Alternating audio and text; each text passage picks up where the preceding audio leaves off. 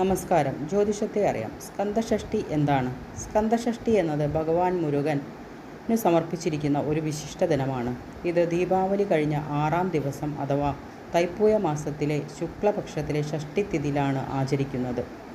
മുരുകൻ ഭഗവാൻ തൻ്റെ ദൈവിക ദണ്ഡായുധം അഥവാ വേൽ ഉപയോഗിച്ച് അസുരനായ സുരപത്മനെ ജയിച്ചതിൻ്റെ ഓർമ്മയ്ക്കാണ് ഈ ദിനം ആചരിക്കുന്നത്.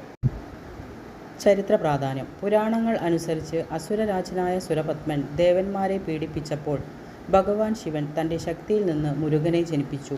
6 കാർത്തിക ദേവതകളുടെ പരിചരണത്തിൽ വളർന്ന മുരുകൻ പിന്നീട് 6-ാമത്തെ ദിവസം സുരപത്മനെ സംഹരിച്ചു.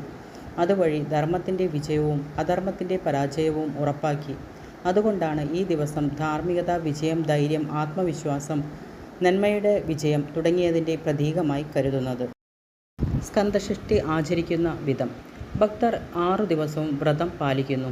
മുരുകൻ ക്ഷേത്രങ്ങളിൽ സൂരസംഹാര നാടകങ്ങൾ അരങ്ങേറുന്നു. ഭക്തർ വേല വേല എന്ന വിളികളോടെ മുരുകനെ സ്മരിക്കുന്നു.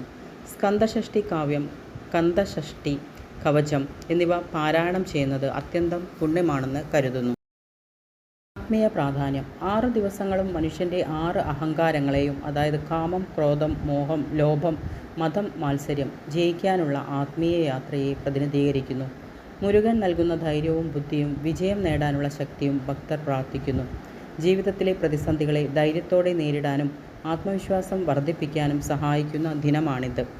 മുരുകൻ്റെ ജന്മദിനം കൂടി ആയി ഈ ദിവസം കണക്കാക്കുന്നു.